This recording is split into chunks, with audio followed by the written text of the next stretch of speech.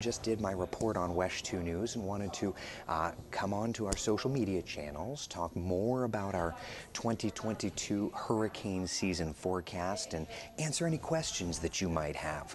There's a lot to talk about here, and of course on TV we don't have a ton of time, so I just wanted to be able to fill in all the gaps, answer any questions that you may have, and of course take as deep of a dive as is possible in this. First off, how can this be possible? It's kind of interesting because it's not been that long. Just a couple of years ago, if you'd have told me that you could do some sort of a forecast this far out, I would have said there's no way that that's a possibility.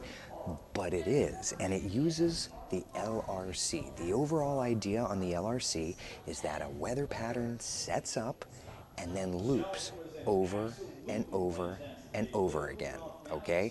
So in other words, in October and November, we watch the weather extremely closely and watch for big weather players, big features that take place. And then we watch for them again and again and again. And we're actually in the middle of the third cycle.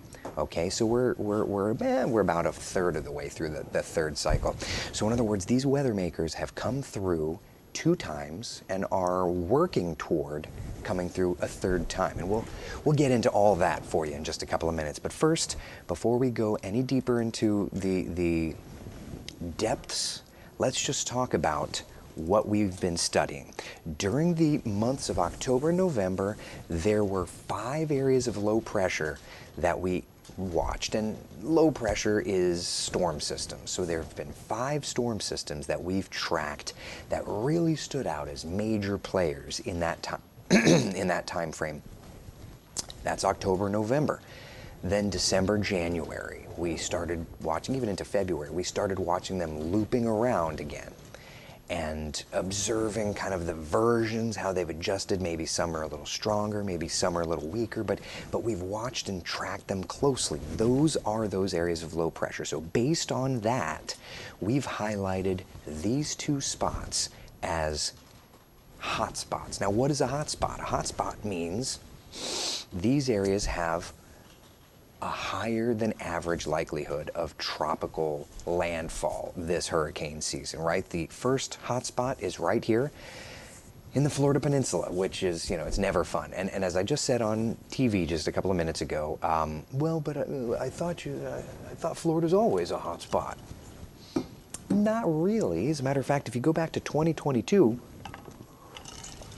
go back from 2022 to 2020, you'll see very clearly that the peninsula of Florida was not at all highlighted. It was one of the busiest hurricane seasons on record, if not the busiest, depend on the exact stat that you look at. This was the hot spots that were highlighted in 2020, okay? And of those named storms, look at where the storms made landfall, right? Again, the peninsula of Florida was not highlighted. The peninsula of Florida, in the busiest hurricane season on record, did not see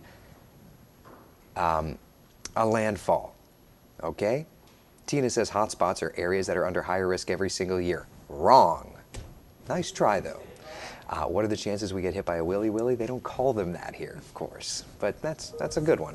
It's been a while since the east coast of Florida had a landfall. That's true. That's very true.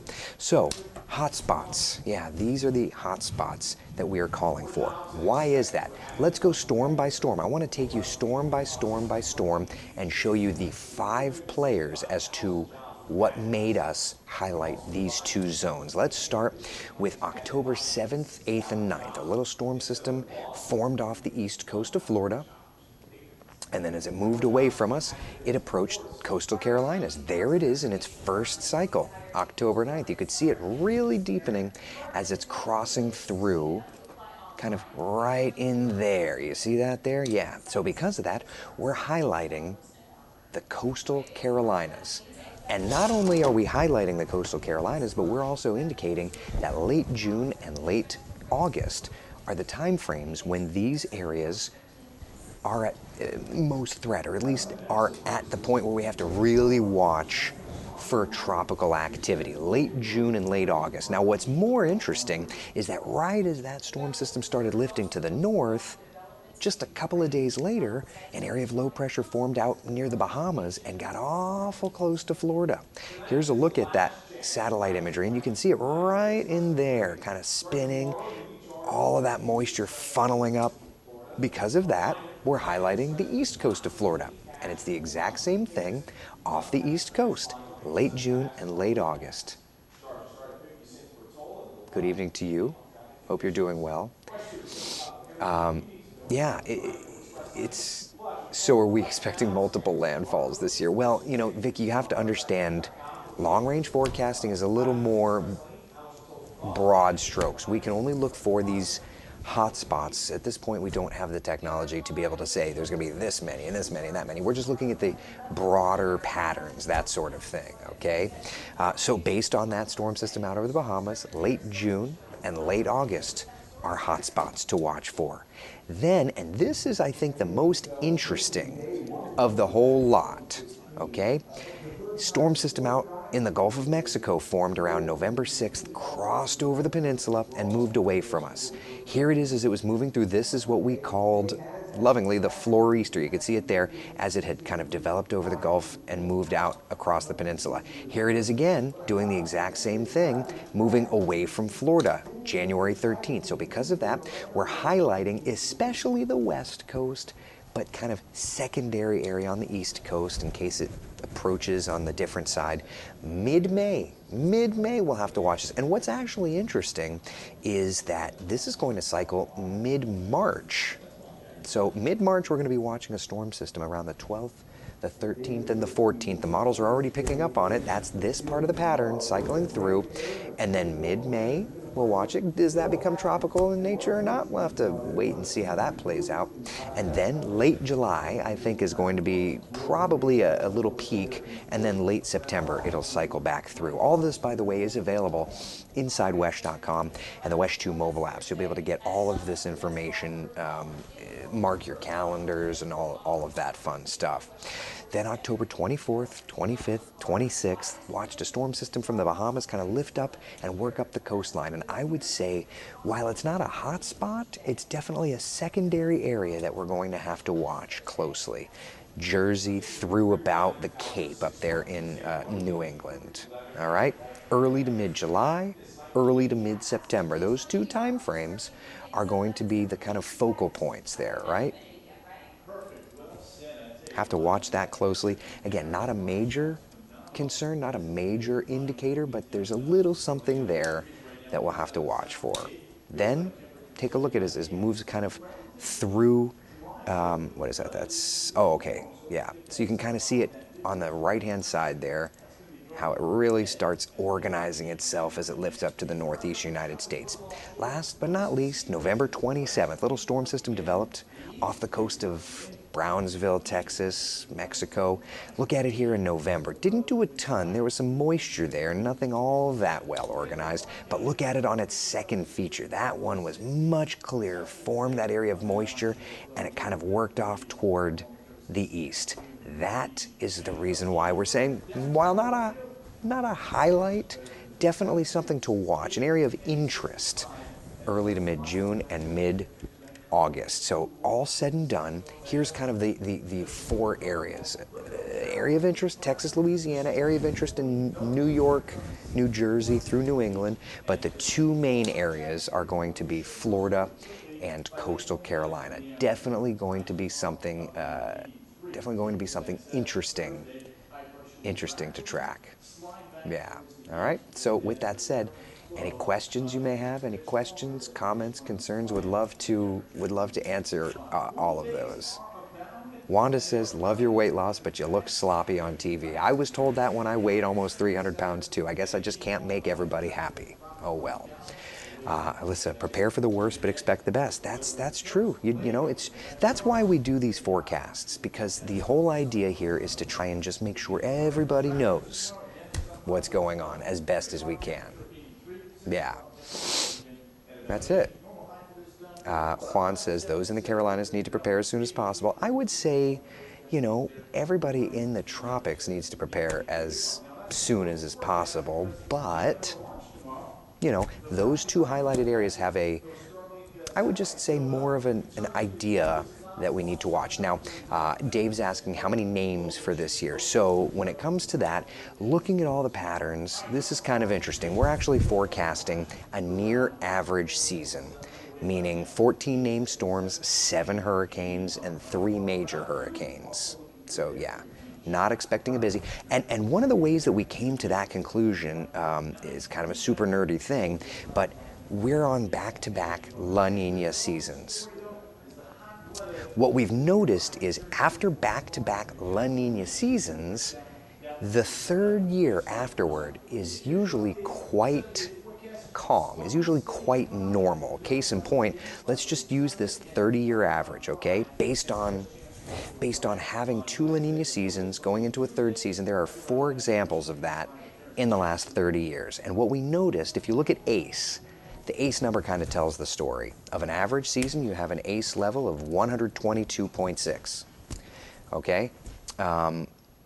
In these 4 examples of post-2 La Nina years, you have an average ACE of 109.2. Now, ACE stands for Accumulated Cyclonic Energy, and the whole idea there is the bigger the cyclone, the stronger the cyclone, the longer it exists, it builds up these ACE points.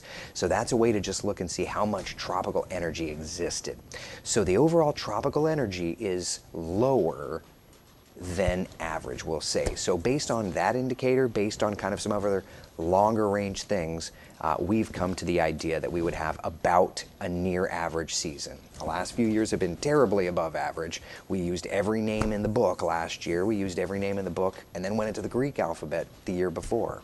So yeah, but remember, no matter how many named storms there are, it only takes one for it to be a bad year in your neighborhood. And I always use Max Mayfield's example of Hurricane Andrew. That was a storm, of course, that made landfall. Think about it, the A-named storm in August. Okay, the A-named storm in August. That's a fairly quiet season, a fairly late start. And yet we know it went right into Dade County and it did its thing. Category 5 winds. Yeah. Are we overdue for a busy season or a major landfall? We've had 2 busy seasons, but are we overdue in Florida? I mean, I would just say we have a geography problem, and we're always due to some extent. The repeat cycle in Florida for some parts is every 5 years for a hurricane, and some parts is every 11 years. So, it is what it is. Let's see here. In comparison to recent years, what are the ocean temps in the Gulf and Atlantic trending toward? Right now, they're above average. But remember, water temperatures are only one piece of the puzzle. You've got upper level winds, you've got surface wind, there's a lot of different pieces to the puzzle. So yeah, it is what it is. But this is definitely something that we'll be watching. So yeah. Terry, Eric, thank you for holding these live sessions so as lay people can understand a little better. Proud of you with your, thank you very much. Hey, if I could slow it down, I would, but here we are. Any questions about this? Any additional questions? Otherwise, we can wrap the Facebook Live up. Just wanted to make sure. Got a lot of good questions in there, too. Can you slow down the weight loss? No. Body's doing its thing. You know what I mean? It is what it is. You look great, Eric. Thank you, baby. You look amazing. Thank you. Praying the hurricanes aren't bad this year, Roxanne says. You and me both, for sure. Will Outer Banks see a major hurricane? So, Mike, interestingly enough, of those 4 examples of La Nina season number 1, La Nina season number 2, and then the third season, we would be on the third season, there was only one out of those 4 seasons, there was only one major hurricane that made landfall. So the stats would indicate a lower than average likelihood of a major hurricane making landfall. But that's not a no threat. That just means that it's a bit lower of a threat.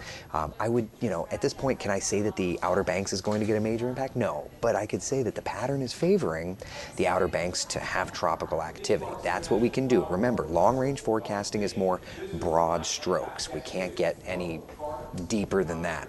But, we're almost 100 days out, so you just have to keep in mind, we can track what we know we can track, and we can't what we can't. How prevalent are we expecting the Bermuda High to be this year? I mean, it's always a big factor in terms of storms that come in from the Atlantic, but think about the Caribbean, think about the Gulf of Mexico. Those are all very much playing in there. Stephen, how is Saharan dust forecast to be over the next several months? It always picks up every season. Just have to wait and see how that plays out, right? Was that Cam? Say hi. Chris Pierce says hi. Hi, To you. Chris. Cam is as sweet can be. Seemed like a good idea to get a house on Ormond Beach in 2016. You know, Gail, preparation is key. You know now that Florida's in a hot spot this year, so we'll just have to watch it that much closer, right? Does the geography of Florida affect where the hurricanes make landfall? Well, absolutely. You know, that's one of the reasons why, like, Florida's first coast has a relatively low threat kind of year after year, because it's so far tucked in there. They don't love to get in that far. So, you know, yeah, it absolutely does. Barbara, is one side of Florida more at risk, east or west?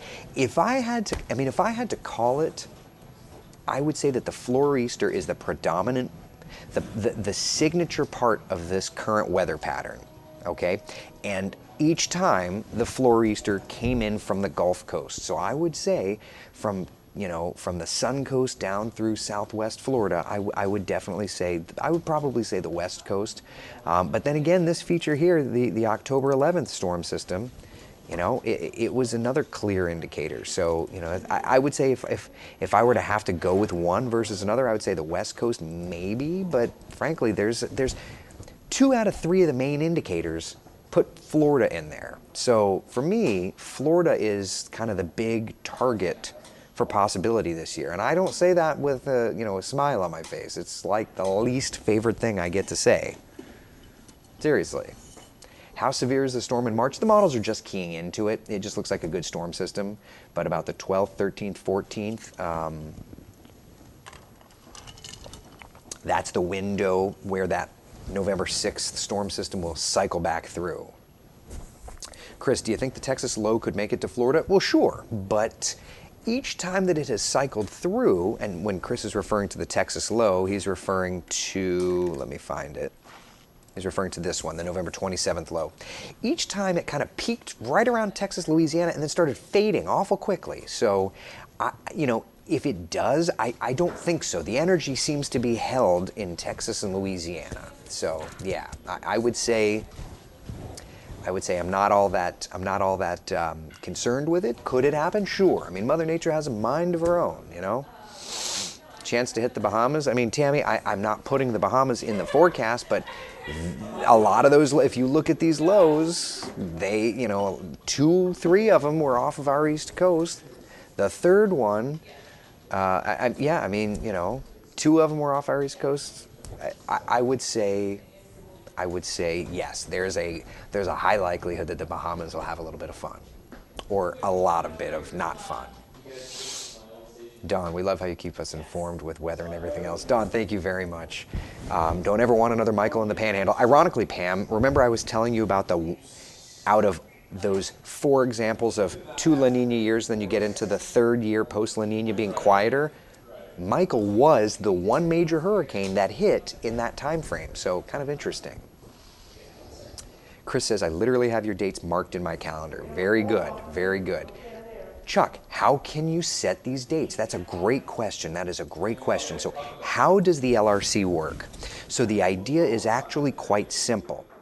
Yearly pattern sets up and then loops over and over again. In October and November, what you do is you watch the weather pattern and you look for those major players, okay? In our case, here's the major players. Those are the big ones. So then, once you've got those major players set, the next step is how long until they recycle, and that's the hard part. So October and November, you're observing. Then into December, you're like, when is this gonna happen again? And you start trying to take and put pieces into the puzzles. You try and figure it all out. And once you key in on the cycle duration, then you're golden, then you know. So this year, the cycle duration is 64 days or so. All right, and it's gone a little fast. It's gone 5 days quicker. It's gone 5 days slower. So 60 to about 70 days. We've seen it on both sides. And so, yeah, that's how we do it. It's fascinating. But that's how we put the dates in. So once you key in on that, then you can say every 64 days, this is going to happen again. And I literally have an Excel spreadsheet, 1 through 64, 1 through 64, 1 through 64, and it goes down the list. It's It's quite fascinating. It's complex and yet it's simple at the same time. It really is incredible. Mike, could Houston, Texas still get hit by a Category 5 hurricane? Yes. These are just areas that we highlight that have a higher likelihood. But anything can happen. Like last year, for example, out of all the storms that took place, these, there were two big hotspots that we showed. Out of all the storms, 75% of them went exactly where and when. This was the main hotspot for last year. 75% went exactly where and when we had forecast. So, yeah, it can. Always appreciate the work that goes into your LRC forecast. Thank you very much, Bradley. I appreciate it, buddy. Barbara missed when New England would be in the mix. So for New England, it's not a major indicator. It's kind of a secondary indicator. But for New England, it's early to mid-July and early to mid-September. And when I say that, I mean, like, if I were to pull that up, that's October 24th. Let me get the dates. I'll give you, I'll literally give you the dates. October 24th, 25th. So that is cycle day 16. So the next time would be March 2nd. Oh my gosh. That storm system that was off our east coast. That's the one. Where is it right now? That storm system that's already lifting up to the north, you see that? That's it. How funny, that's this one. That's the October 24th. That one is the one that left our coastline yesterday. I want to watch the Florista. That's the one the Florista, yeah, March 12th. So into hurricane season, you've got May 5th. That's not going to be a thing. July 8th. So I said early to mid-July. July 8th for New England. And then September 10th. Those are the dates. That's why it says early to mid, because it's like right on the border there. Don't mind me looking over your shoulder. Yeah, I was going to say, that's only a little creepy, Alex. Not showing any hurricanes from Africa. So Margie, we're not tracking where they're coming from, okay? What we're tracking is landfall points. Oh, that's the wrong map. We're tracking landfall points. Any ideas what influences the length of the cycle? You know, it's kind of funny. That's a little outside of, that's something that I've not learned. Adam says, howdy, Alex Alisi, and that's before you even said anything. Just you being Mr. Creeper over the shoulder there. Hello. The red shows where it comes into, exactly right. Joanne, thank you very much. How's Puerto Rico looking for 22? How does Puerto Rico looking? You know, I've only been tracking the continental United States. It's not that I don't love Puerto Rico, because I do. I've been tracking. I'm a Central Florida meteorologist, so I've kind of been tracking the things that are here and easily tracked. So yeah, around. Eric's asking, will Sahara dust be a factor? Absolutely, it is every single year. Jamie over on YouTube, I appreciate you keeping us informed. Of course, it's my pleasure. Bruce says Alex is photobombing. Yeah, well, he's better looking than I am, so it is what it is. All right, my friends, that's it. That's it. We've laughed, we've cried, we've made fun of each other, and we've been creeped out by Alex. Standard night. Just a standard day at the Deuce. Listen, any questions that you have about this? Let me get the link, okay? Wesh.com. Let me grab the link while I'm talking to you. I'm going to post the link in the comments here. All right, I'm going to post the link in the comments. And if you have any questions about this forecast, the LRC, the hotspots, the calendar dates, they are published on the article, okay? Wesh.com. Head over to the hurricane section or just click on the link that I published there in the comments, all right? All right, listen, be the sunshine in someone else's day. Thank you so much for hanging out. Tony Manolfi's coming up in about 10 minutes or so. He's going to be updating you on building heat. Uh-oh. I see a big warm-up ahead on his computer screen. And I will see you tomorrow morning for Coffee Talk at 8.